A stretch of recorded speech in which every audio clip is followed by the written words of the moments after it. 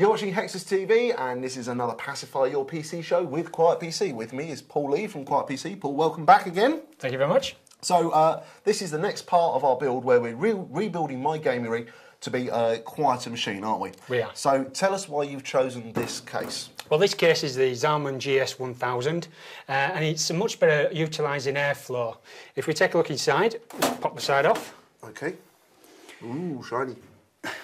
What you'll notice, compared to our old system where we had the power supply at the top, this one actually puts the power supplies towards the bottom, so the airflow from the power supply just comes through, up through the bottom and out of the back, so it's okay, so it's not really taking any heat and it's not drawing any air from inside the case. No, it's going right, it just takes care of itself. Yeah. But what we've got up here is two fans, one at the top and one at the side here, and they're going to help to cool our CPU, hopefully passively.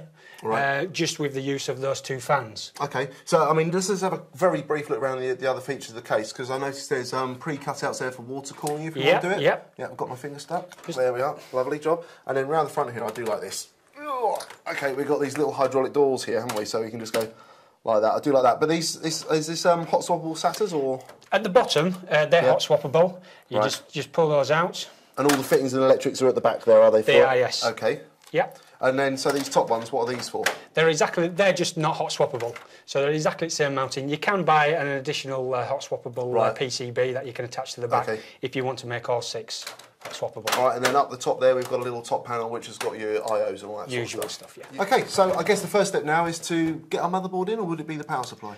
Well, we could put the power supply in, but I think what we should do is just look at the cabling that we've got inside this chassis and then look at possibly, integrating them, moving them underneath the motherboard rather than being on the outside, just to tidy everything up and utilise as much airflow as possible. Okay, so do we need to turn the case on its side to run the cabling underneath? We will do, yes. We do. Okay, so it's flip the case on the side and move the camera time, isn't it? It is. Yep.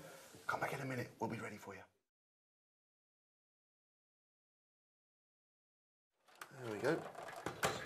Right, so first job is, you've been mucking around in here already a little bit. Do you just want to tell us what you've been doing? Yeah, no problem. Basically, all I've done is just fed the cables for the USB, Firewire and extension ports through the back, through the holes, and I've just taped them down onto the bottom of the motherboard chassis.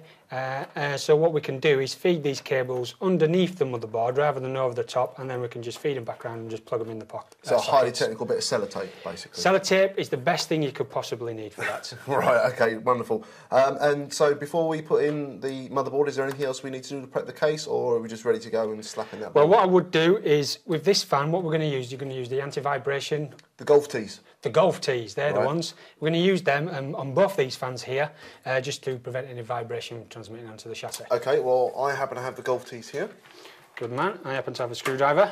All right. Now, I see you've already done it on that top fan there. I've already done it on that, just to save a little bit of time. Okay.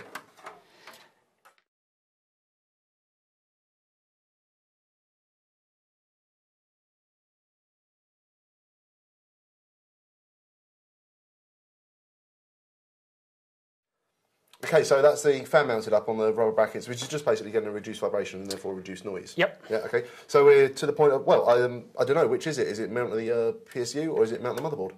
Let's put the motherboard in. Yeah, motherboard, okay. Right, I have that here. Just before you do that, we've forgotten two things. Motherboard standoffs. Yep, just got to make sure they're right with your motherboard, which is what we've done already, so that'll fit down in there. Yeah. Next thing? No, got me, don't know. I/O panel. All right, okay, right, so I need to pop the I/O panel in. Worst thing you can do is forget to put this in, put your motherboard in, and then realise. Well, no, because I'd normally just pop it through from the other side with a hammer. Never a good thing. Right, okay, so just drop this straight in on top now? Yeah, just hold it with a CPU cooler. Okay.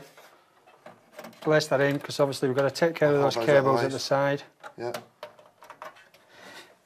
This is always the tricky bit, isn't it? Getting the I/O panel lined up properly. Because this installation is not like a standard power supply. First of all, you need to install this on the back of the power supply. So first of all, you need to decide where the fan's going to point. So it's going to be down? It can be, but you can turn it round if you want to. So we could have it that way? You could have it that way, so it would take some air from inside of the system and then just blow it out. Right. But what we're going to do, we're going to feed air through the bottom of the case. Yeah. And then straight out the back of the power supply. So we're going that way up like that? We're going to go that way. Okay.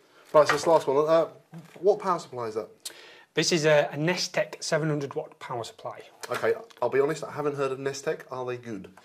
This is probably one of our quietest fanned power supplies. Okay, and I'll ask the question again, are they good? As well as being exceptionally quiet, yes, they are very good. Reliable and... Yep, we have very, very little problems with these. Okay, right. So get them out of the way so you can slide that and in. it just slides in, Right. and then you've got your 4 thumb screws to hold it in place.